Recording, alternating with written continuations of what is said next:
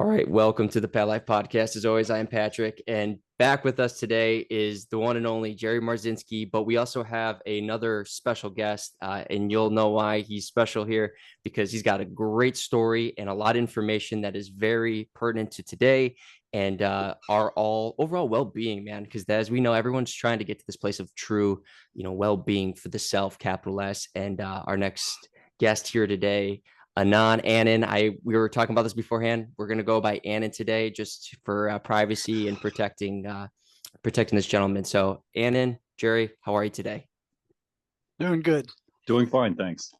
All right. Well, as we said before, we just jumped on here. I'm going to let you guys hear the conversation, but let's start off. Let me start with a question. Anon, Jerry, how do you guys know each other? Anon contacted me. And I get contacted by a lot of people, and I thought his story was particularly relevant to this case, especially since you got the psychiatric mafia out there saying this is a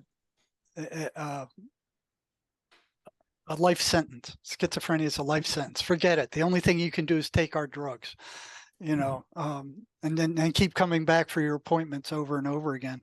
So one of the things I wanted to do by getting Anon is that the psychiatric mafia, the big pharma and the establishment did not give these guys a voice. They've been trying to tell these people for decades, if not more, that the voices are very real, that they're not hallucinations. And what they do, they drug them up. Oh yeah, you think the voices are real? Well, we'll drug you up till you shut up. You keep complaining, we'll drug you more. They don't have a voice. So, I wanted to give these people a voice so you can hear their truth, which is the truth. I mean, I doubt any of the psychiatrists or very few have ever taken those toxic drugs that they feed these people. So they don't listen to what they have to say, and if anybody knows the cure for schizophrenia, it would be these people.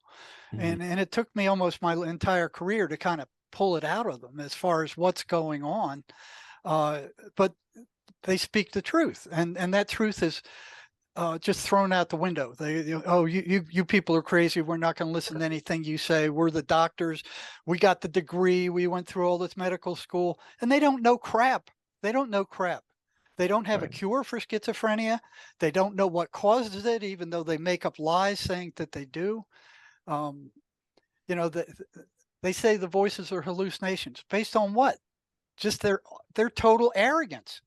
They have done no research on it. They haven't done anything. They have nothing to back up this declaration that they've made to the entire planet, that the voices are hallucinations.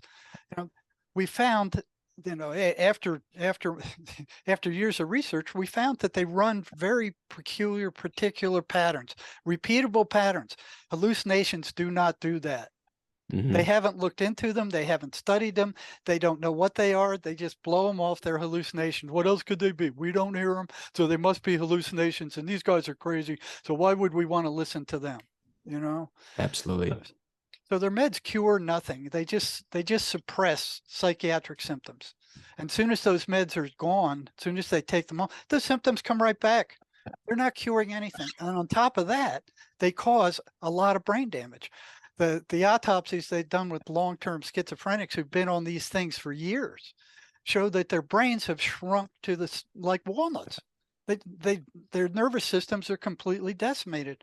When I was working at the state hospital, we called it the Thorazine shuffle, because they could not walk with a normal gait. They just kind of drug their feet. Their neurological system was rotted out by these drugs. Now, they won't tell their patients anything about this. They won't tell them how dangerous it is. They won't tell them that it shrinks their brains. Matter of fact, when researchers first found that out, they jumped up and go, oh, no, it's not our drugs. It's not our drugs. It's the schizophrenia. It's this mysterious thing that it's shrinking their brains. So, more reasonable researchers, started feeding these drugs to monkeys, rats, and mice, and found out that it shrunk their brains and destroyed their nervous systems also.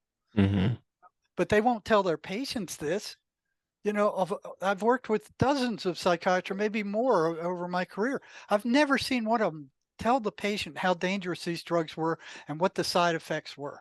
It's like, Yep. oh, your vision will blur a little bit, your mouth will dry out, and you'll get used to it. You know, Yep.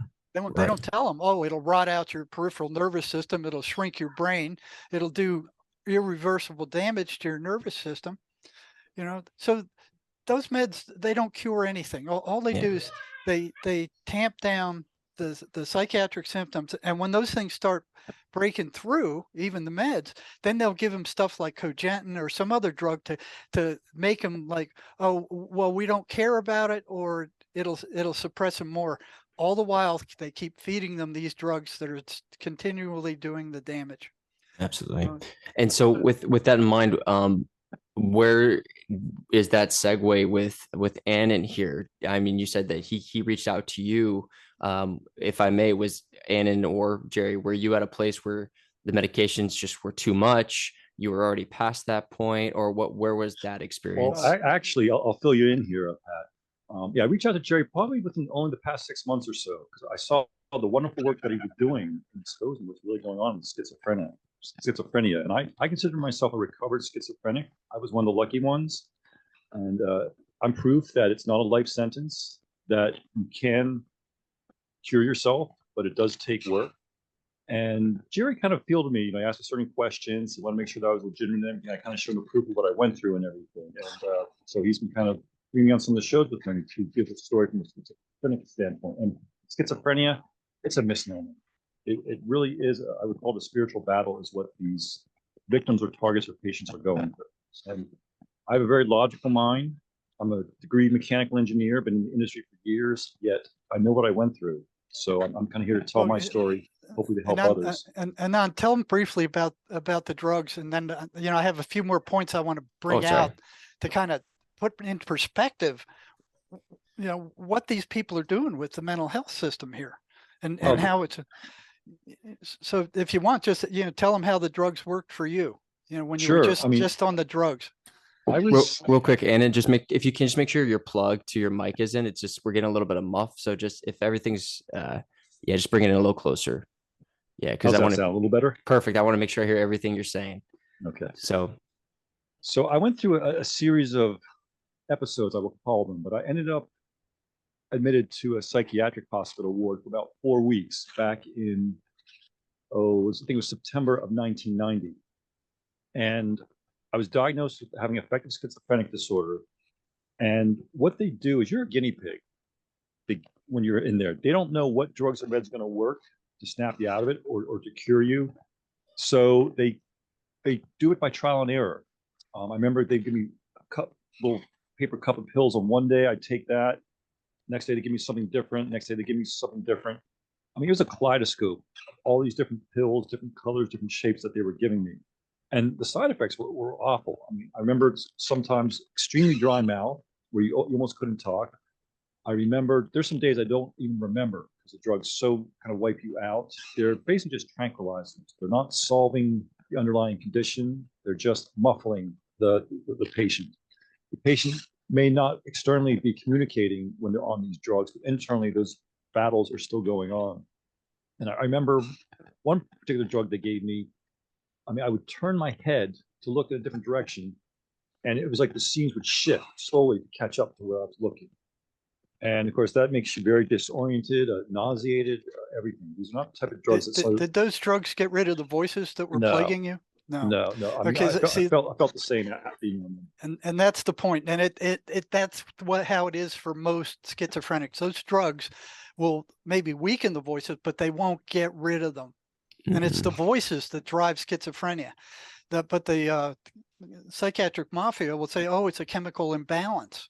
They made that up. The big pharma made that up in the 1970s with the release of Prozac because they didn't have any explanation for how their drugs worked.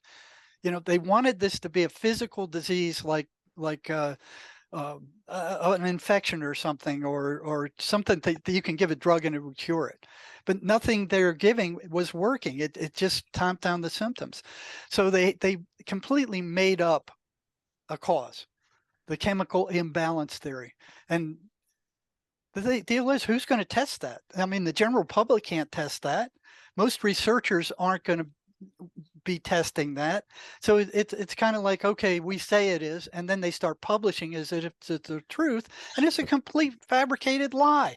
But Right. it took real researchers decades to catch up with them, before they Exactly. found there is no chemical imbalance in the brain of a schizophrenic. There is no genetic abnormality. They just made this crap up. And then they shut these guys up and they don't listen to them. That's what the So doctor said when I was committed. They said, "Oh, you have a chemical imbalance with schizophrenia. We have to give you medication, pills to get the chemical balance back right." And I asked them, "Well, what is the baseline supposed to be?" They just gave me blank stares, like they didn't have an answer for that. See, Right. what they're doing is they've taken over the Congress, they've taken over the medical schools, they've taken over the psychology department, and they're teaching these lies to these people. Psychiatry students are coming out, graduating, still thinking that there's a chemical imbalance that their drugs are treating, because the drug companies are publishing that still, even though it's been disproven. It's just maddening. On top of that, they don't want a cure for schizophrenia. They've cut back the funding for schizophrenia to a mere dribble. I mean, the and NIMH. have they increased also the prescription medication pharmaceutical output in relation to that? Do you know, or is it pretty much they're just pumping tons Oh, they're regardless? just pumping them in by the truckload, and they're expensive. I mean, you can go across the border to Mexico and get them for a small fraction of the price that they charge here. Yeah. So there's about 3 million schizophrenics in the United States, and they're making billions of dollars every year. There's 24 million worldwide estimated. And they don't want a cure. They want the money. And there's no money in the cure. The money's in treating the symptoms. Right. And as well as what Anon said is it gives you 3 million guinea pigs to work with. And everyone's going to just assume, oh, well, you're doing what's right. Pharmaceutical company. Because they're the doctors and they're the and they got the degree and they're arrogant as all get out, and their suicide rate is just as high as schizophrenics. 3 to 5 times that of the normal population. Interesting. So yeah. Well, that's if you use that as a determination of the stability of the population, they fail. Yeah. So is there any other notes you wanted to add? Because if possible, I would love to segue into Ann and your story a little bit and just what do you have? Real Jerry? quick, let's take a look at how the American mental health system is doing. All right. Let's do it. With the here's the psychiatric mafia in charge, the big pharma in charge. 46,000 Americans killed themselves last year. There were only 50,000 died in the Vietnam War. This is year after year after year, and it's increased by 33% this year. Jeez. Between 1999 and 2019, the suicide rate increased 33%. I told you the suicide rate of psychiatrists is the same. 100,000 Americans are diagnosed with schizophrenia every year, and they're just filled with drugs. They're not being cured. Right. They're being told that this is a life sentence. There's nothing you can do except take our drugs. Right. The antidepressant market is expected to reach 15.98 billion by 2023. That doesn't cure anything either. They're making a fortune. As of 2017, over 1 million children in the U.S. under the age of 6 were put on psychiatric drugs in America. 622,723 are under the age of 15. 80,235 are on ADHD drugs or amphetamine. And the prison is full of people who started out on these drugs and ended up using meth. 38,534 on antidepressants. These are kids we're talking about now. 85,143 are in antipsychotic drugs. These are the same kind of drugs that Anon was taking that just corked him out. 85,000.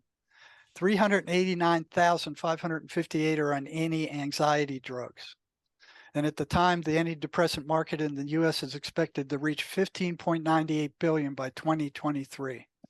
Global antipsychotic sales hit 14.54 billion in 2021, expected to hit 15.5 billion by 2022. None of these drugs cure anything. And Jerry, tell them why the drugs don't work. Tell them what it is that these patients are actually enduring or dealing with. Well, what the antipsychotic drugs, like Anon said, they're just basically tranquilizers. They gork the guy out, so he either doesn't care about the voices or the symptoms, or he's just so, they do lower the intensity of the voices, for the most part. But like Anon was saying, that the side effects are so awful that virtually none of them can stay on those drugs for any length of time. They go off, they get psychotic, and then they get caught in the big pharma psychiatric mafia merry-go-round. They go off their drugs, they go into a psychiatric hospital, they're put back on. The cost, they rake them for $10,000 or whatever that hospitalization is. They go back out 6 months later. They can't tolerate the drugs again. They go off, they go back in again. So it's just this giant money fleecing operation where nobody's getting better. Psychiatry and the big pharma are getting richer, and they're not looking for a cure. It's all designed for them, not for the patient, not for the people, but to enrich themselves. Yeah. The thing is, the patient is dealing with external things, and the psychiatric institution tries to convince them this is just going on in your head. It's your imagination doing things, and that's not true. What these targets or victims are dealing with, these are external entities who are kind of trying to crack into a person's psyche to essentially to take over their mind, their body, and their soul. And they follow certain patterns. And Jerry, I kind of go through some of them, right, with these so-called hallucinations. Yeah. And if you think of hallucinations, it should be something kind of like random, like seeing some ice cream trucks floating through the air or balloons floating by. But these patterns, these hallucinations, follow very distinctive patterns. And Jerry came up with a list of some of these. Jerry, can I run through some of them? Oh, yeah, go ahead, because I lost my list.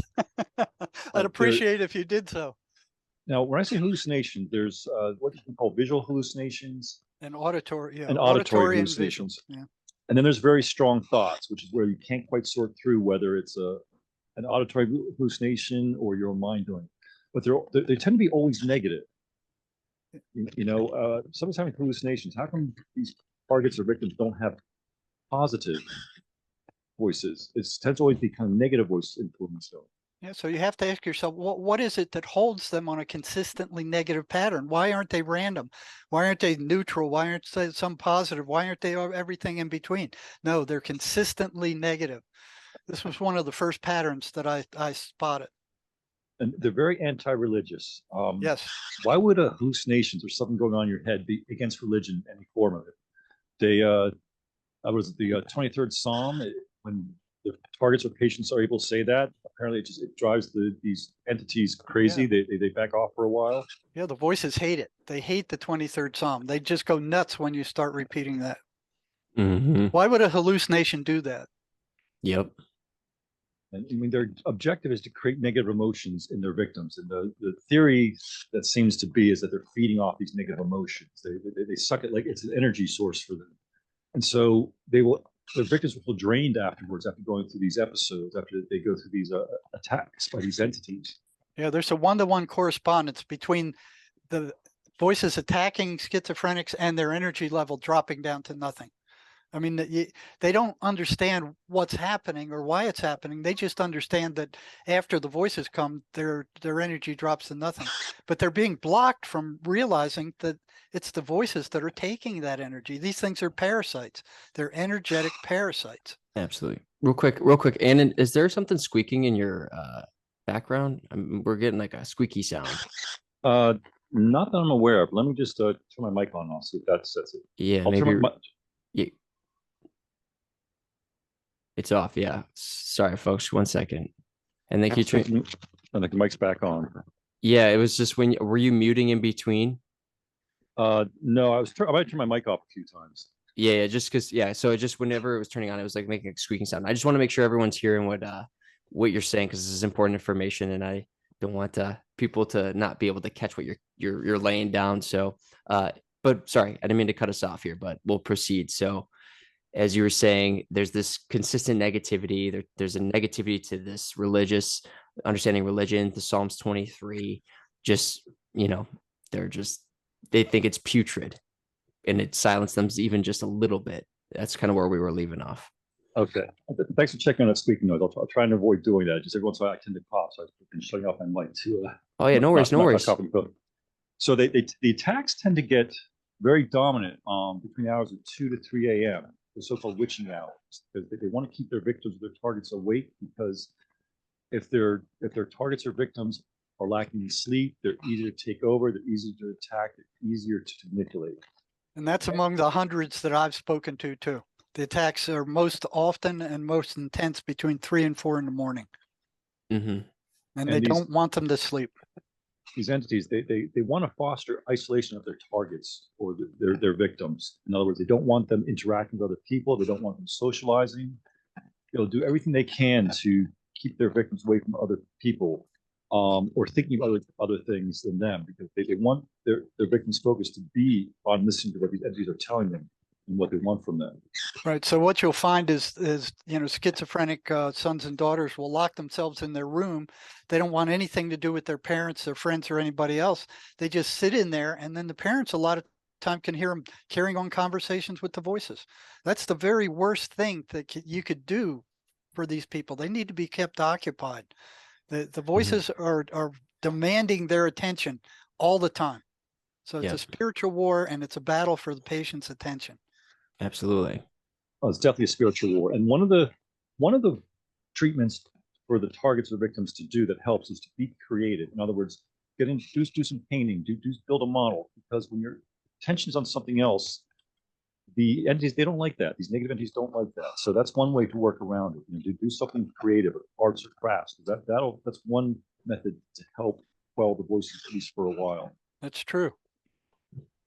These entities, they are bullies, they are gangsters, they are pathological liars, and they will gaslight their victim, make them believe things that they didn't do. I mean, classic sociopathic behavior. You can't trust anything they say. Nothing. They seldom tell the truth, and if they do, it's only to gig you later. So I've heard a lot of cases where they start off and they kind of predict things that are going to happen. And they get the patient's attention, and then they go, oh, this is a spirit that's helping me out. It knows things I don't know. I mean, it's got power that, and they get all infatuated with it. And once they start moving in that direction, it just comes in behind them and just hooks them. So if you may, and is there specifics in your experience that you'd be willing to share that you had to confront? Well, one thing they do is they will go into your memories and use them against you, or they will make things up to make it think like you did things. So one of the attacks I remember I went through was they tried to make me feel extreme guilt for fishing. I used to fish for sunny bass and trout as a kid. And of course, you have to hook the earthworm on the hook to do so. And these entities would tell me what a horrible being creature I was for killing an earthworm for fishing. See, you're a horrible being, you don't deserve to exist, all because I killed an earthworm to go fishing. So they almost use your morality against you, like they twisted it around a little bit. That was my great crime that they were trying to pull from me. And I know Jerry has his patients who dealt with some of the smallest things that they'll bring up and try and peck at you to break you down. One thing that's interesting is they are not physical entities. They belong in the energy universe, as John Mace calls it, the energetic universe. There is no time, there is no space, there is no matter where they're at. So they can be in two places at the same time. They can go into your head and they can energetically read your thoughts. So they know all the rotten stuff you've ever done, and then they bring it up and rub it in your face. So it's the voices that drive paranoid schizophrenia. It's not any kind of chemical imbalance. This is a spiritual battle. Right. And I just want to add even something real quick. With my job, I work as a personal trainer, but the more we do this, the more I do the podcast as well. Just this morning, I have clients, and I'm not going to go into their stories. They're not considered diagnosed schizophrenics, and they're telling me the same thing. And it shows you that we all have, in many ways, these entities attached to us. It's just a matter for some people, it is a little bit more louder. It's a little bit more aggressive. And it just, sometimes people don't know how to handle that, right? And then obviously decisions made. But I've had this morning, just literally an hour before we came on, someone was saying, I'm finding happiness in my life. And the voices came in my head at 3 in the morning saying like, they don't love you. They're never going to want to be with you. It's a trap. And he's like, I had to be like, shut up. Like, You know, and and it's the he's, same kind of lies all the time. It's like yep, they're reading off of some, 2-page sheet of lies that they tell the people. And it's right, always against the survival of the person. yep. It's almost like they hate you. And they Mhm. hit us all. I mean, Oh, all of they us. hate humanity, that's for sure. Yeah. Yeah. It's They're Yeah. testing. I mean, you ever walk by a bridge and all of a sudden you hear this voice out of the blue in your head say jump off? I mean, Yeah. Yeah. and you're like, thinking, why would I want to do that? But you're being tempted for some reason to do that. They're testing to see if they can get in. And one of the classic case of the type of targets and victims they go after are those that have had trauma in their life, yes. either The more childhood trauma, trauma or the early more adulthood trauma. so that's the greatest predictor of whether somebody's going to have this or not, and the use of drugs. Mhm. Amphetamine it just opens the doors. I mean, the prison is full of methamphetamine addicts and crack addicts. Right. Well, if you notice too, like what is it doing? And you go real quick back to the brain and understanding the body when you're taking the methamphetamines, all those drugs, it's dehydrating the water in the body. And if we understand that when you're sleeping and you're healing the body, the water within our body is that connection to God, to spirit, whatever. It's the flow of that water within us. You're literally dehydrating. Why do meth heads look so frail and like dehydrated? It's because you're literally you're dehydrating the being, the self that is the flow of energy. So this my yeah in my based off what we've talked about in your books and reading and more conversations, that stagnation, as I said last time, Jerry, in many ways I feel is very much connected to then opening oneself up for these entities, right? As you said it, you want to lock yourself in your room, not interact with anybody, not get out, not get in the sun, not be active, creative, getting flow literally, mentally, emotionally, physically in place. And now all of a sudden it's going, now that you're stagnant, we've like a pond that has no flow. Now we can come Right. in and infester. That's why when you create, you create flow, you creativity. We don't want that. When you go out in the sun, you walk around, you're around other people, there's an energetic exchange.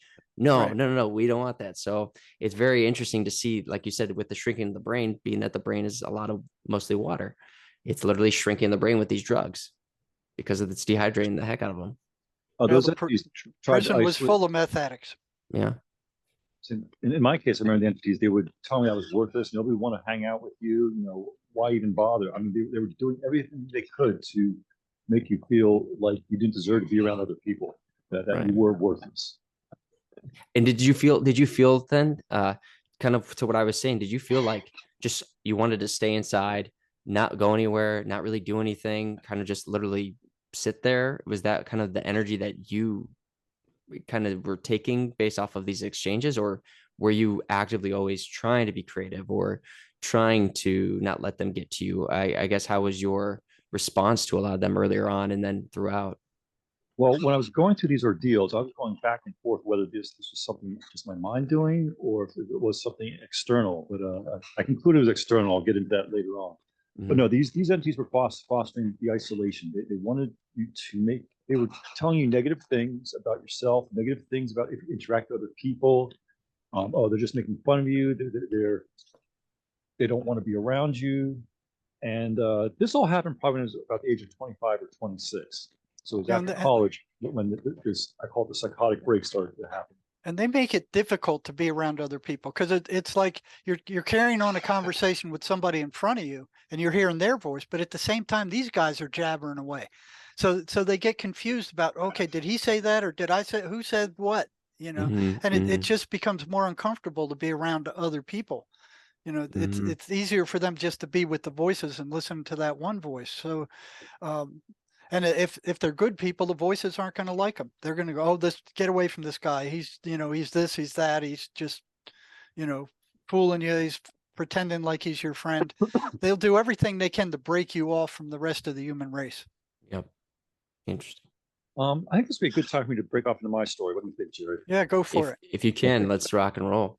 So I'm in my mid 50s now, but in my mid 20s, I was diagnosed with affective schizophrenic disorder. Happened after I graduated college, and I came from a dysfunctional family environment. So there's some trauma growing up when I was younger. I didn't realize how severe the trauma was, though, until I got out of college. I mean, there was death, there was abandonment, narcissistic relatives, there was drug abuse, drug dealing going on. So I was kind of immersed in this environment. But at the same time, I valued education. I felt like that was my way out. So despite what was going on in my home life, I always tried to keep my grades up. I just felt like learning and education was a ticket to get out of the situation that I was growing up in. But needless to say, so I graduated college and I got a degree in mechanical engineering. Now I took some psychology courses. I took a general psychology, abnormal psychology, and comparative psychology. So I was aware of some of these diagnoses that are talked about. I was aware of DSM, the Diagnostic Statistical Manual used for so-called classifying the various mental illnesses. Totally made up by psychiatry. There's not one test to test for any of those disorders they have in there. Yep. And that list keeps growing. Keeps growing every Keeps year. They add growing. more. They vote them in and they vote them out. It's merely a code to put down for insurance purposes. You're right. Yeah. I'm I'm glad you remembered that. Yeah. Yeah. So I started to read the Bible after getting out of college. I always wanted to kind of read the Bible on my own, both the Old and New Testament, to see what it said. I wanted to interpret it myself without any middle person telling me what the scriptures stated. So I was baptized Greek Orthodox. I attended a Methodist Sunday school in elementary school. Throughout high school, I was in a Roman Catholic youth group, even though I wasn't Roman Catholic. So I always had kind of a religious upbringing. It wasn't dogmatic by any extremes. It was more just kind of the idea of being a good person, learning the story about Jesus, doing colors with crayons of Noah's Ark and that sort of thing, the usual stuff. So it wasn't like my family was extremely religious or anything like that. But I wanted to kind of see what the Bible said for its own. I was doing some soul searching at the time, just graduating college, trying to figure out where I wanted to go in life. And as I'm starting to read the Bible, that's when I would say these kind of attacks started to happen. It was almost like part of it was started to tell me that I was worthless, that I shouldn't exist, that I had no value. And there were definitely moments of where my ego felt entirely overinflated, and times it was underflated. Like Jerry mentioned, sometimes these entities act like they're your friend, and then they kind of turn on you. I mean, I was probably going through some of that as well. I don't have time to go through the full details of everything that was going on. But I was starting to really hate myself. And I was active in high school. I had friends and that sort of thing. It wasn't like I was a loner or antisocial or anything like that.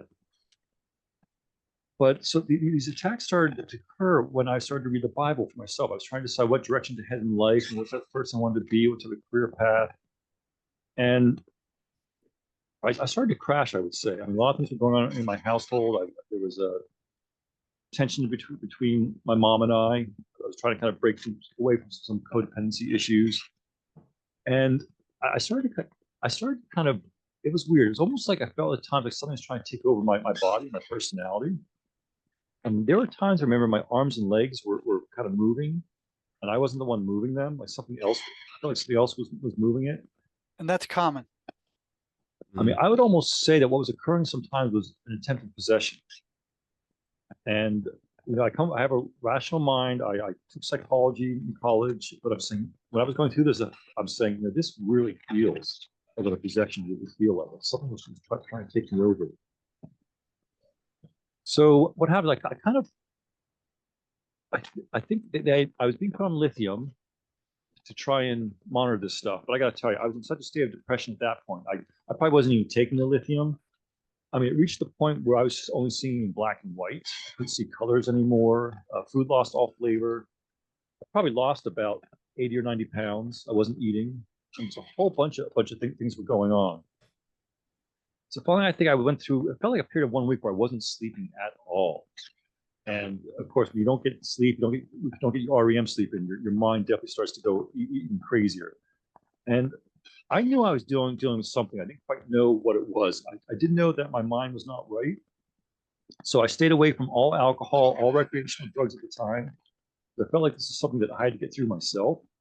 And I knew taking alcohol, any type of recreational drug, be it marijuana or anything else, would have just kind of distorted my reality. So I had to I kept myself clean throughout this because I didn't want to, I knew this was something that I had to confront head on. So I basically crashed. I remember my arms, legs were thrashing all over the place. I wasn't the one doing it. I couldn't talk. It's like I would try to say words. It would come out like something was preventing me from talking. I remember my head was bobbing back and forth at times. So my family took me to the ER room, and they basically said it was psychological. I think they did the MRIs and the X-rays to see if it was something physical, but nothing was showing up. So I was admitted to a psychiatric hospital, and I mentioned how you're basically a guinea pig when you're in there. They put you on all sorts of drugs, and nothing was working in my case. Some of the nursing staff I felt were helpful and compassionate. Some of the doctors, not so sure. Some of them seemed a little sociopathic in their own right. How much time did they spend with you? Oh, I think it was like 20 minutes every other day or so. Yeah, and that's more than usual. And when I was in the hospital, I kept going back and forth in my head. I had to kind of go in the state of a split mind to deal with this stuff. So part of me was the participant dealing with these voices or very strong thoughts that were going on. The other part of me was the observer watching what was going on. Like the scientist in me was kind of taking mental notes of certain things that were occurring. So I was very aware of what was going on throughout much of this ordeal. And I remember for about 48 hours in the psychiatric hospital, I was hearing a cacophony of voices, external of them. It was men's, women's, and children's voices. Now, I don't know if they were talking about me. I don't quite remember. They may have been. But it almost felt like a feeding frenzy, like they were trying to break in or they were trying to figure out how to handle me, what to do with me. And it was almost like when you're in a movie theater before the movie's about to start, everybody's talking on their cell phones, you hear multiple conversations. That's kind of what it was like. All these conversations going on all different timbres, all different types of voices. That went on for about 48 hours. I was in the psychiatric hospital. So there's a lot of different things that went on when I was in there. And I remember the staff kept asking me, am I hearing voices? Am I hearing voices? And I would tell them, yeah, but it's just my imagination playing tricks on me. Like I would always add that caveat. Mm-hmm. I didn't really know what they were going to do in my case, or were they going to put me on more drugs. I hated being on the drugs. I wanted to fight this thing head on, whatever was going on. And I remember they kept asking me my name all the time. And I was getting a little frustrated. It's like, you got my file there, you got my patient file. Don't you remember my name? Then I realized they weren't asking what my name was for their sake. They were asking it for my sake, make sure that I still knew who I was. So it got towards the end of the third or fourth week of the psychiatric hospital. Nothing was working. The drugs weren't doing jack. So they decided to resort to ECT, which is electroconvulsive therapy. It's actually where they do a voltage shock across the brain. Now, thank goodness this was in 1990 when I went through this, but it did in the 1950s, 60s, 70s, even the 80s. It was probably much more traumatic and everything. So it's almost like going to surgery with the ECT. They give you a muscle relaxant, and they have to put a respirator on you to breathe for you because the muscle relaxant is so strong, your diaphragm can no longer go up and down. You can't breathe anymore. And it's so strong because if they don't give it to you, you'll snap your bones when the electricity hits you. You'll actually break your leg or arm bones. Oh yeah, you'll convulse, you'll rip tendons, tear ligaments, break bones. And I think I'm pretty sure they put straps in the arms and legs too during the procedure. And then an anesthesiologist gives you anesthesia and they knock you out. But I remember after the very first ECT treatment, and it affects your short-term memory, and I couldn't remember things there for a while, a couple hours afterwards. But after the very first treatment, I felt better. I felt like it had somehow reset my brain. It's like my mind was stuck like a needle was stuck in a groove. Remember the old vinyl records? You had to like move the needle to get the next groove. That's the way my mind felt. Like the needle was stuck in a groove. It kept going through these same patterns, these same voices, negative voices. And at ECT, it silenced my mind for a little while. Like I felt like myself. I felt like I could start rebuilding myself again. And I told him, look, I said, I feel better. I said, I don't think I need to continue these ECTs. He said, no, you need to have at least 6 of them. So 6? 6. Yeah, and those things destroyed your brain also. I mean, a neurologist can tell even after one the amount of brain damage that each one of those do. And at the psych hospital where I was at, they were given 3,000 of them a year. And they did get rid of the voices for a week or two, but the voices always came back. So it's interesting that electricity is energy. These entities are energy, and that it somehow drove them off for a short period of time before they came back. But would it come back stronger though, from your point of view, Anon? Definitely, I'll get to that. Oh, okay. Well, Sorry. we'll later. Yeah. So I went through 6 ECTs. It was every other day. I think 3 of them were inpatient, 3 of them were outpatient. And yeah, might have damaged my brain a little bit, but I gotta admit, I felt better afterwards, and I was able to function fine in life afterwards. I think I didn't have to do any more of those. So I was now out of the psychiatric hospital, and they decided to go to ECT because my health insurance was running out. If nothing had worked, I would have ended up in a state mental institution as the next step. So I was now an outpatient. They assigned me a psychologist and a psychiatrist, one to act as a counselor and the one to prescribe drugs for me. They put me on a low dose of clonopin at the time. It was a mood stabilizer. But there's definitely anger coming out. There's a lot of stuff going on. It's that DSM, the Diagnostic Statistical Manual, it's so inaccurate because there's so many things going on when the patient's going through this sort of thing. It's not like, oh, he's depressed. No, it's a combination of things. It could be a little bipolar, a little bit of depression, a little bit of schizophrenia, and all different stuff's going on. Various patterns. The mind is off balance. You're trying to fight again to get back to your reality. So after the ECT, the voice went away for a while, about maybe 2 or 3 months. So I started to approach maybe early winter of 1991, and the voices came back. And as I mentioned, at times I wasn't sure if it was something internal myself or external myself. But I started going through like a series, I would call them stages, trials, tribunals. The very first stage, it was like someone was offering me a path to instantaneous wealth, power, and riches. If I basically sold my soul to it or gave up my flesh. Wait, sorry, please repeat that because you're kind of breaking up on. Yeah, get closer to your mic because it's. How's that? That's better. Better. You were Okay, sorry about that. No worries. So to repeat, something was offering me a path to instantaneous wealth, power, and riches. If I sold my soul, or if I gave up what I thought would be my life quest, my life mission. It's like these voices were tormenting me, or trying to offer me a deal. They're trying to make a deal with me, is what it was. And I understand that Jesus Christ went through some of these ordeals. His 40 days in the desert, where he's being tempted by the devil, the prince of this world, to have all the material of the world if he gave up his so-called mission. And I'm thinking to myself, man, this really is madness. Here I am. I'm starting to read the Bible on my own for the first time, trying to interpret things. Now I'm starting to go through these offers of someone trying to make a deal with me. It was basically offering me mammon, material riches, power, fame, but I had to basically sell my soul to it. And I was in an extreme broken state at that time. I was dealing with the diagnosis of having affected schizophrenic disorder. My income that year was below poverty level.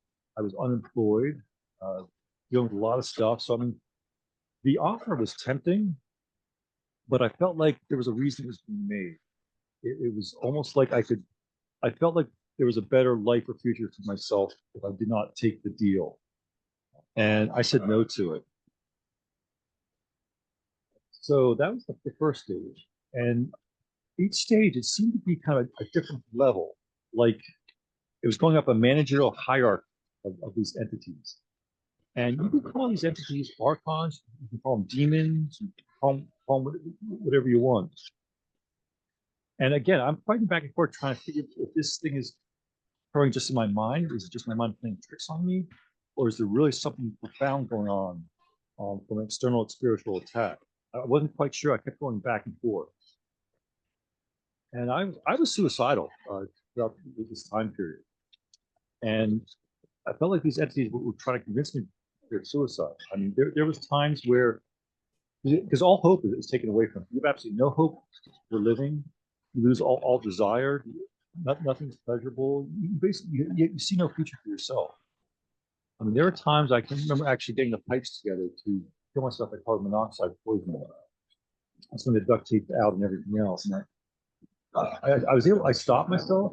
I think what it was I had two nieces who were younger than me. And I figured, if their uncle kills himself, that would give a permission slip for them to do the same. So I had a little bit of compassion left in me, which is a positive emotion. Some of these entities do not like. So I stopped doing that. They could be these voices could be very dramatic sometimes too. Like they kept wanting to climb a high voltage electrical tower, or this high voltage tower, jump off into the wires, make my body hang there. I mean, I guess they're going through a dramatic effect. That was one of the ways of killing myself that they kept trying to convince me to do. So the next stage, this is probably approaching, maybe midwinter 1991. It was kind of an attack by an inquisitor or tormentor. It was making me feel extreme guilt and shame. It was putting on every crime in my life I'd ever committed, however minor it was.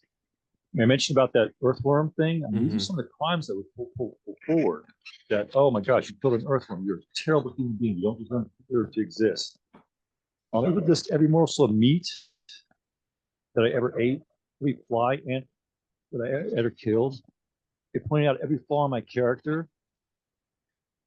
And as far as the eating goes of meat of other animals, I would defend myself against these attacks. I said, God created me with teeth, tongue, and mouth. I don't have the right to use them. Why does meat need to taste flavorful and provides the most amount of proteotic energy per volume? Why does God encourage some animals to clone other animals for sustenance? I said to these voices, I said, take the arguments to God, not to me.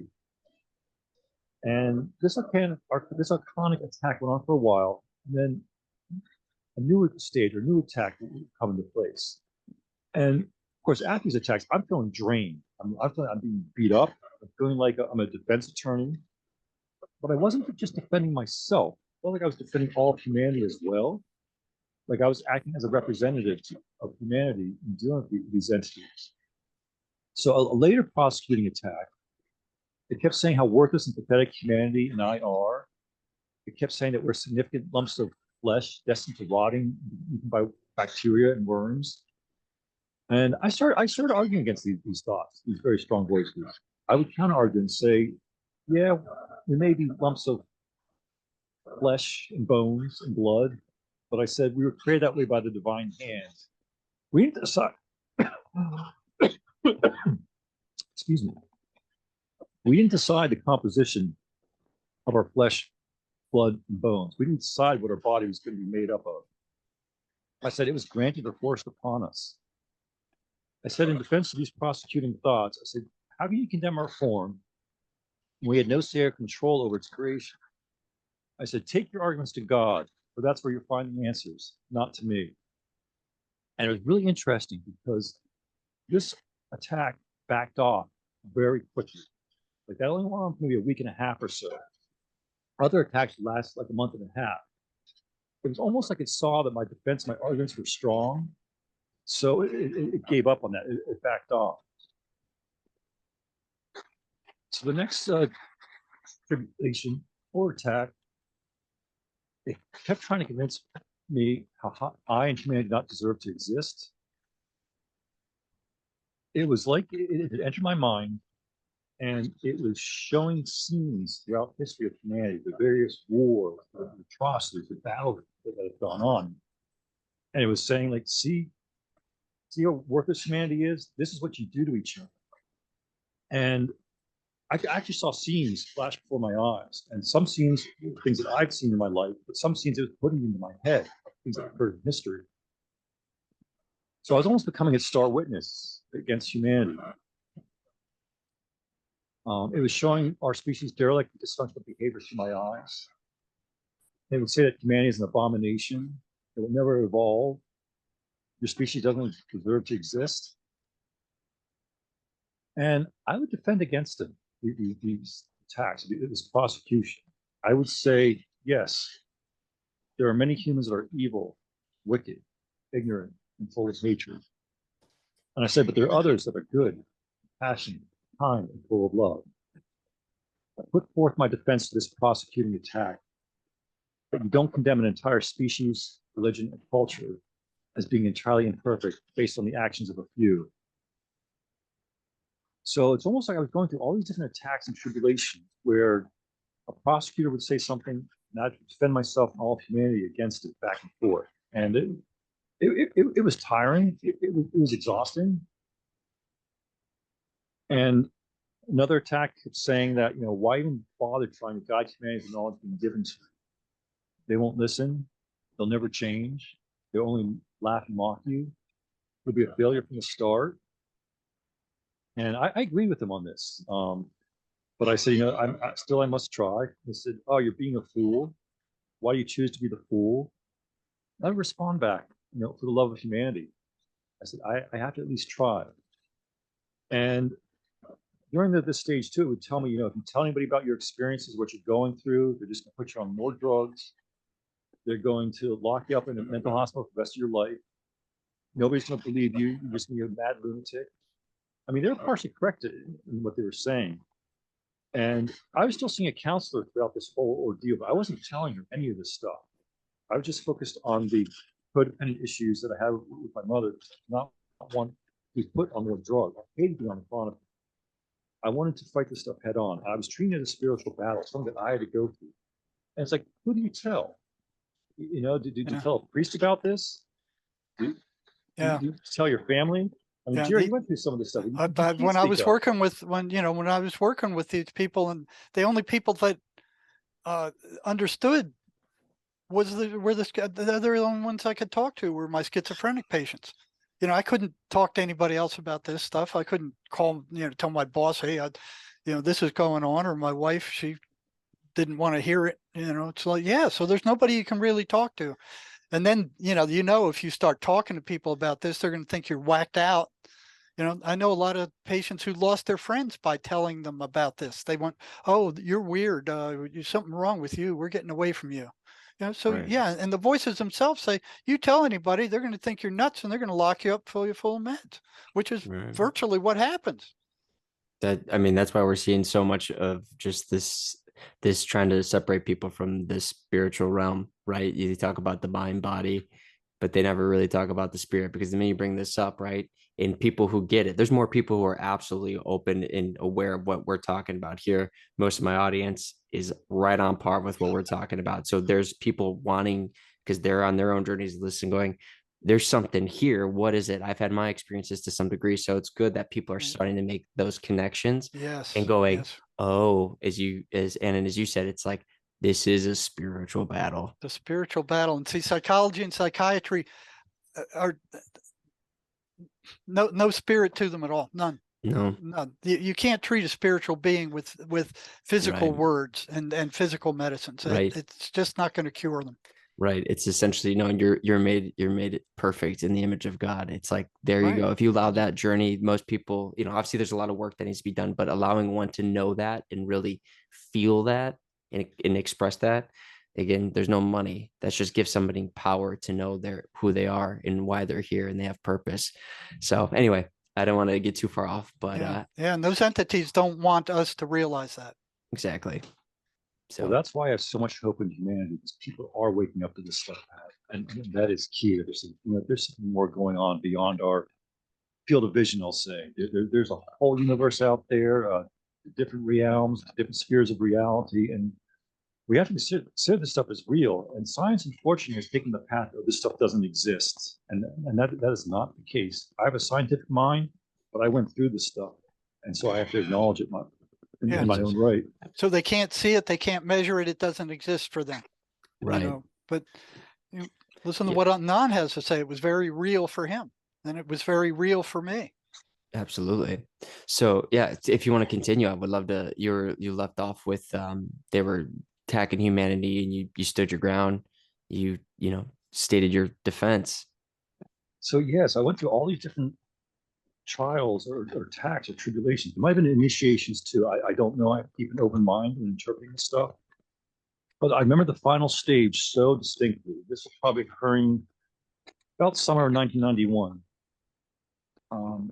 I was exhausted at this point. I mean, going to diagnosis with schizophrenic disorder, been a year and a half or 2 years of going through these attacks and these torments from voices or auditory hallucinations that I wasn't sure if they were in my head or outside of me, attacking me back and forth. But I decided to argue against them. I took the approach that this was a spiritual battle, and that's probably what saved me. So the final stage, the prosecutor kept telling me that started telling me God doesn't exist. Religion and scripture is meaningless. There's no such thing as God. You're just confined to this material world. There's nothing more greater to that reality. And it was basically trying to make me lose all faith I had in some sort of higher conscience or an essence of God, whatever we choose to define God as. So you felt there was an intent behind it that was irreligious. Absolutely. Absolutely. And my faith was diminishing. I mean, my whole personality was based on having some sort of religious belief from the time I had consciousness, back when I was 2 or 3 years old. And here this thing's trying to destroy any religious beliefs that I have. And in a sense, it was destroying who I was by doing that. And why would a hallucination do something like that? It kept telling me that God is dead. He's just delusional fantasy, so give it up. This entity was trying to remove and destroy all remnants of hope that I had within me, of belief or faith in God or higher consciousness. And this is what they do to them all. You know, it's not just Anon they do this to. They do this to thousands of others. Yeah. So it was this point I started to pray to God, or the highest essence of God I possibly could. I said, God, I said, I need a sign. Give me a sign. I've been dealing with this madness in my head for 1.5 years to 2 years now. I need to know, is this just my own, am I a lunatic? Is this just some internal madness, or is there something more profound going on? Give me a sign, anything. I mean, I was in financial debt. I was unemployed. I was fighting depression. I was dealing with psychological distress. I was feeling trapped, isolated, all this stuff. I was at the absolute rock bottom. And I was probably ready to kind of go through with killing myself at this point. Because it's just everything, the torment in my head that I was dealing with, my outside realities. So I did the most intense praying to God to give me a sign, give me something. I didn't know what the sign was going to be. I didn't care what it was. You know, if a priest had knocked on my door, I would accept that as a sign. If a Bible arrived by mistake in the mail, I would accept that as a sign. But something occurred very different. I'll say I had a vision. And it's something that has affected me to this day. So after about 2 weeks, the most intense praying that I could possibly do, I woke up about 2 or 3 o'clock in the morning one night, feeling that there was a presence in my room. And from that point, I had a hallucination or a vision, or some things actually materialized in my room. I don't know for certain what actually occurred, but I have a PowerPoint presentation that I can provide to the audience to actually show them what it is that I saw and encountered. Bring it up. You should have should be able to do it right now. Okay, just got to find the share screen. Yeah, you'll have to allow it, Pat. If this is a Zoom. It's working. It's working. Yeah. Okay. Okay. Do you see a PowerPoint presentation now of the interior of a room? Sure do. Okay. How's my voice coming over? Still coming over okay? We're still getting a squeakiness. I don't know if you hear that, Jerry, but it's I can hear you. It's just there's something like, it's almost like a door keeps creaking, like, or it's something in the headphones that, yeah. That's weird. No, I tell you what, let me turn off my mic on and off. I'll switch headphones, see if that makes a difference. Yeah. And stay close to the mic too. Yeah. Okay. Yeah, maybe it might be the headphones. Hold on. Give me 1 second here. Well, the other thing is there's always interference with these broadcasts. I mean, I very seldom go through one where there isn't some kind of electronic interference. Especially when we're getting into the depths of it. Is it? Oh, hold on, let me turn that off. Give me 1 sec. Yep, they're just coming left and right here. Do I sound better now or worse? It sounds good. And then what we'll do, Jerry, just while he's talking, we're just gonna mute ours, so that way, just so there's no, because if they're coming with these interference, let's mute ourselves. Okay, all right, it's. I'll let you go, and if you want to start. It's the archons attacking. Okay, so I mentioned that I had woke up about 2 or 3 o'clock in the morning after praying to God to give me a sign. I need to know this isn't just madness in my head that I've been dealing with. I need to know that there's something much more profound going on here. So I woke up, I look around, I don't see anything. I look up, the square ceiling light fixture is there, but there was this intense feeling, something's in the room with me. I don't know what it is. And I start to see this kind of grayish, silverish, blackish smoke or essence starting to come into the room. It wasn't occurring at the ceiling level. It was occurring maybe a foot to 6 inches below the level of the ceiling. And at first I thought it was an electrical fire, but I realized it's not occurring where the wire is going to the light fixture. And more the smoke or cloud or fog is coming into the room. And then it dawned on me, oh shoot, now I'm having a visual hallucination. Here it was about 1.5 years ago, I'm diagnosed with affective schizophrenic disorder. And now I'm starting to have a visual hallucination. So part of me is like, okay, well, let's see where this goes. Let's see what my mind wants to show me. So more the smoke and fog is coming into the room. It's filling it up. And it was moving almost like the way ink would move through water. It wasn't moving like smoke. Like smoke would tend to come in and go up towards the ceiling. This was containing something into like a cloud-like shape or form. And it was moving like the way if you drop food coloring into a glass of water. And so I'm watching this, and I'm feeling a little frightened. I'm like, this isn't normal, but I want to see what my mind's just playing tricks on me. I want to see what it's going to do. And I start to see like this dark opening open up in the middle of the cloud. It looked like a portal or a gateway. And I realized that a lot of this smoke-like essence is pouring in to the inside periphery of this portal that's opening up in the middle of the cloud. It was very dark. I couldn't really see into it. Almost pitch black. It's getting bigger and bigger and bigger. And I'm feeling, like I said, I'm feeling a little frightened. I'm like, what's going on here? This doesn't make sense. This shouldn't be happening. This isn't reality. And then all of a sudden, the portal gets very large. It's oval and oblong shape. It's within the center of the cloud. And whoosh, I see these 2 serpentine, snake-like or worm-like movements move from bottom to top within the portal. And they moved upward. Now I saw 2, and then it kind of formed into 1. And I'm thinking, holy crap, what the heck is going on here? I was feeling a little bit relieved at the moment because I felt like whatever this thing was, it was on the other side of reality. Like it was in this portal. It wasn't in my room, but I spoke too soon on that. So I'm watching these serpentine movements within the portal. More and more of this cloud is forming in my room. It's a grayish, blackish, silverish cloud. And for a few moments there, I couldn't see the portal at all. I knew the portal was still there, but it was obscured by the cloud. Then I see the serpentine movements within the cloud itself that's in my room.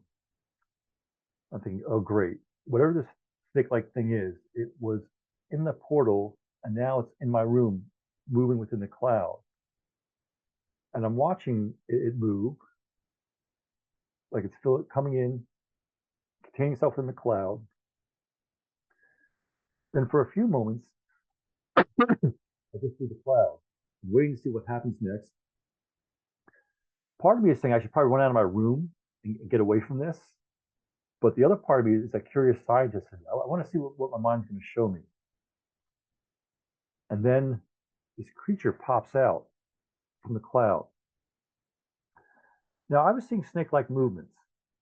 I was expecting to see something come out like a serpentine or lizard-like head on it. It didn't have a snake or lizard-like head. It was very mammalian-like. It was almost like lion or dog-like from the side. And it had kind of black, shiny scales on its side. The underbelly was kind of like a light gray color. And it looked like it almost had 2 spine, two sets of vertebrae. There was a seam or split going down the center. Now, I started to write a book on religious experiences. I was trying to figure out what it was that I went through almost 30 years ago. And during my investigations in writing this book, I came across this online. This is an amulet from maybe somewhere between the 1st to 4th century AD. It's of an Egyptian god referred to as Chnoubis. It's got like a lion dog-like face, a worm or serpentine-like body, and you can even see in this amulet that there's like a split, like almost like it has two sets of spine or two vertebrae, like there's a seam going down the middle. Now, this Chnoubis is from almost 4,000 years ago, going back to ancient Egypt. If you're aware of Gnosticism, this is what some of the Gnostic sects, like the Valentinians, the Cephenians, would refer to as Abraxas, Yaldabaoth, or the Demiurge. It goes by other names too. I think Sackless. There's a few other names that it's referred to. I found this image within the last month or so. It's 3rd to 4th century amulet. Again, there's a snake-like face to it. It's got the serpentine or worm-like body, and you can see a seam or split down the side, almost like it had two tails that could come together back and forth. Now, when this thing came out of the cloud, I didn't know what it was. I'd never seen this before. There was no internet back in these days. This was like 1991, about September, October 1991, when I had this visual hallucination. I didn't know anything about this creature, this entity at the time. I mean, I started laughing at first when this thing came out of the cloud. I'm thinking, wow, a dog-faced, lion-faced thing on a snake-like body. You know, what next could come out of that cloud? A rabbit's head on top of a turtle, you know, a fish head on top of a mouse or something. So this thing comes farther into the room, and it faces me head on. And looks like a mangy cat or like a mangy lion.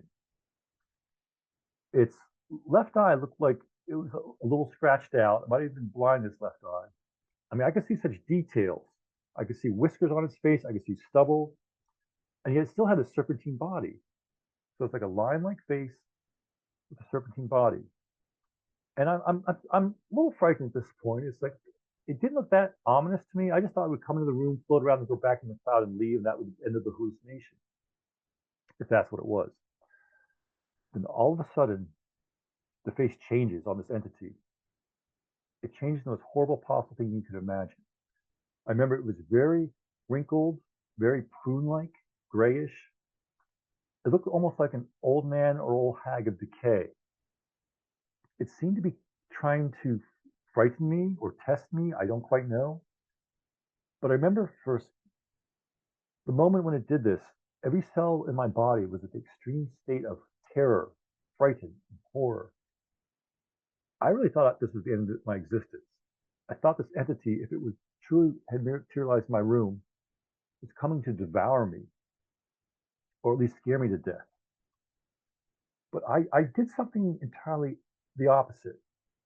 I knew fighting this thing would have been pointless because it was way much more powerful than I was, whatever it was.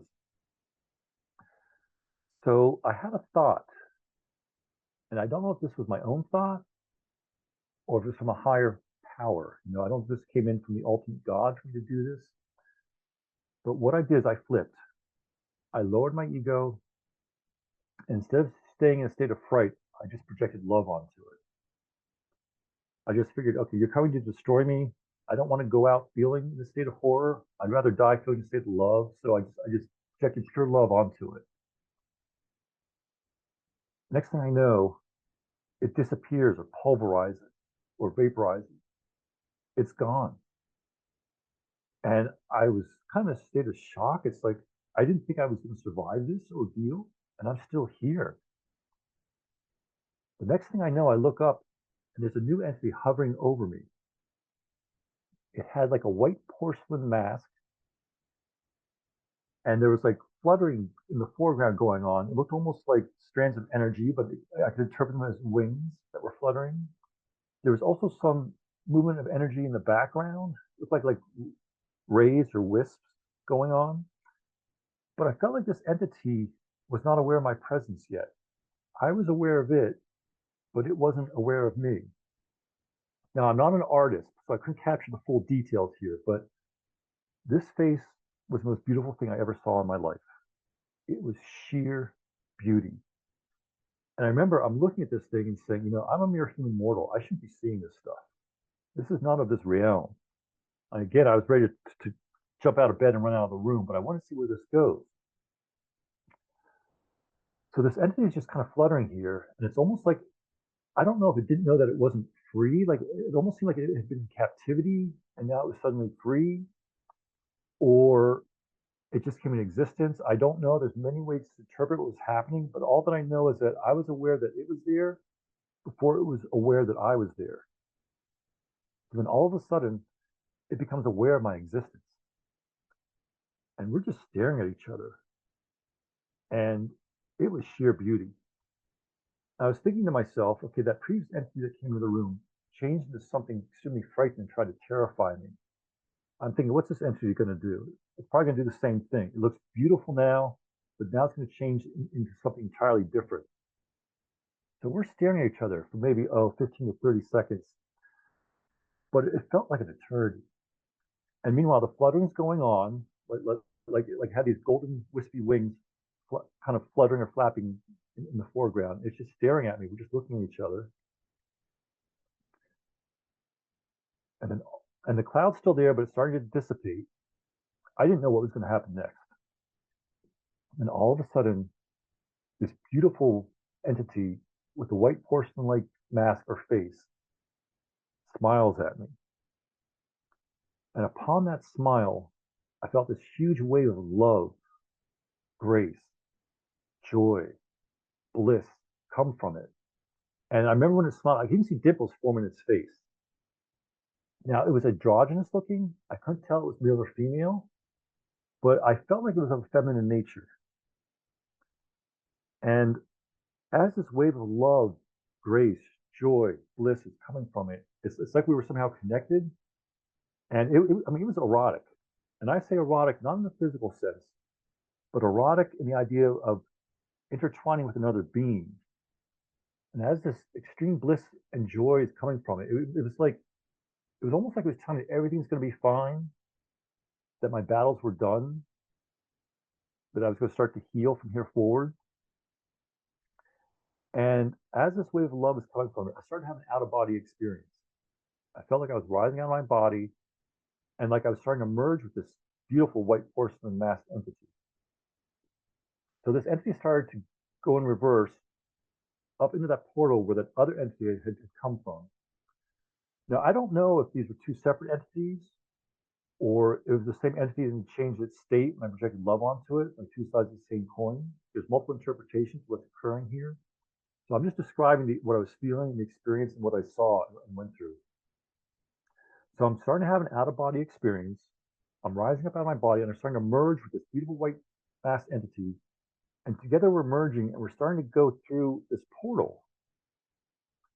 And I'm in a state of extreme ecstasy, extreme bliss, extreme joy, extreme love. And just as I and this entity are about to merge to get 100% merged together and cross over through this portal to the other side of reality, I fell back asleep, or I was put to sleep so I could survive whatever was going to go on. But I remember I went out as soon as I crossed this portal, and as soon as I 100% merged with this entity. Now I woke up the next morning about 6, 7, or 8 a.m. I was in a state of religious shock. I'm like, what just happened? But I can say this much. After having that visual hallucination or having those entities actually materialize in my room, I started to heal from that point onward. The suicidal thoughts went away. The voices started to subside. I mean, here it was, the final battle that I was dealing with these archonic attacks, telling me that God doesn't exist, to give it up. There's no such thing as God. You're just a material body. And then I had this type of experience. It basically negated what those negative voices were telling me. I would say this is probably the point in my life that I crossed over from being a madman and became a mystic, because it told me that the spiritual realms are real, that there's much more than meets the eye to our material existence. And as I said, I was praying to God to give me a sign. I didn't expect to have a visual hallucination like this. And it took me almost 30 years to try to figure out what this stuff was. I mean, the Gnostics talk about this stuff. And that entity that you saw, they refer to as Yaldabaoth or Abraxas. And that second entity might have been what they referred to as Sophia or Barbalo. I mean, it could be my higher self, could be my Damien, could be my own soul. That archonic entity could have been the head chief archon himself that I was encountering or facing off with. But all that I can say is, for those dealing with schizophrenia, it's a spiritual battle. You have to acknowledge that these voices and entities are outside of yourself. And as soon as you do that, that's when you're going to be able to start to win. You're going to be able to preserve your identity. And it takes work. I mean, it can be, you might need a combination of a good psychiatrist who understands this stuff, a priest who understands this stuff, or a good shaman as well. But those tranquilizers being prescribed by big pharmaceutical companies, they're not going to help you. They're just going to rot your brain. They're going to muffle you. They may calm you down. Now, for the short term, sometimes, like short term, I mean like less than 6 months, yes, they can't help you get past the critical thresholds. But to be on them for the long term, forget it. It's going to do you absolutely no good. This is a spiritual battle. You can win it. It's going to take work. It takes a change of attitude too. You have to approach life with less fear and try to develop a positive outlook. And what they say, fake it until you make it, right? You know, develop a positive outlook. You reach a point where you're able to evolve beyond your current state, to deal with if you've come from a traumatic past, you can get past it. You have to do the work on yourself. It's going to take effort, but it can be done. You can heal. You can become the human being that you're meant to be. And that's absolutely true. We've got a number of people who've completely, fully recovered. There are ways to do it. You know, it helps to get on a positive spiritual path and stay there. You can't just lay back and let them kick you. If you do that, they're going to just keep kicking. You have to get up and take a stance. Right. People, you know, this isn't a life sentence like the psychiatric mafia says it is. And those drugs are not going to cure you. They don't cure anybody. They merely suppress psychiatric symptoms temporarily, Yeah. while they do your body a lot of damage. So there are a lot of ways to fight back against these things. Well, one of the things that stands out real quick, you know, and thank you for sharing that that visual of your experience, because what you just said, right, is that what made you overcome the most terror you've ever felt was that rediscovery of your unconditional love given to you by God or creator, or whatever people want to call it, man. And that is such a powerful thing, because as we see in today, how it's, you know, like everything gets inverted, right? This idea of love is love, and totally discombobulating what people see as love. And it's that true unconditional love. Like, oh, like love, you can, you know, hurt somebody because you love them so much. It's like, no, that's not what love is. You're taking a word and you're inverting it. But taking that pure love of just like,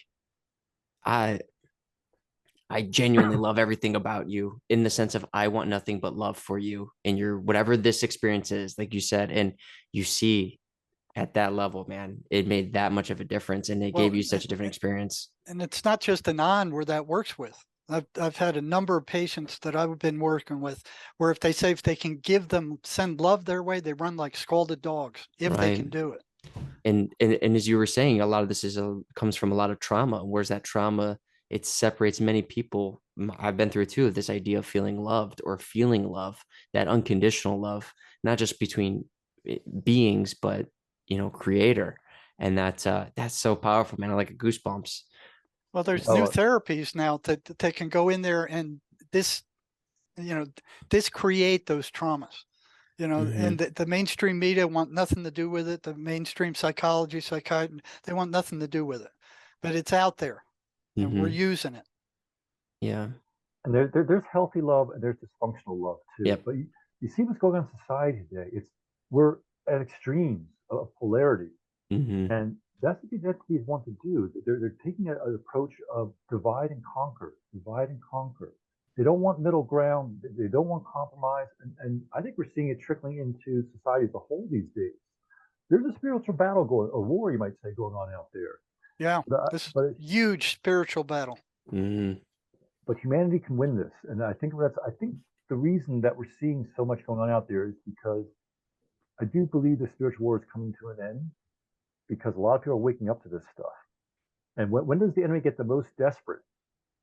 When the other side's starting to win. Right. So And when they're exposed. Right. And I think just to add on to that, it's like, yeah, I believe in many ways it's people waking up to what is going on. But to even more so, it's with especially the last 3 years, the divide it caused between people with what we want to call, Corona. What we're seeing is that through all that, people are going, I don't care what you think, man. I love you. I want you well. I want the love for you as an individual. We can have our disagreements because what was it before? If you're right, you're left, you're this, you're that. We can't agree, therefore we can't love. And it's just going like, it does like I love you. I want nothing but good love for you. And I think that's what the change of this battle is not necessarily people are waking up, but being able to go, man, I don't hate you. I have no hate in my heart for any of you. I don't despise you. I don't wish you ill will. And that's where they're going, no, you're supposed to hate them because they disagree with you. And the voice, and people are now, a lot of it is what the work you guys are doing and speaking up and being able to go, those voices aren't you guys. They'll Right. never were and they never will be Right. unless you choose to. And we're giving you the information to let you know that it's not you.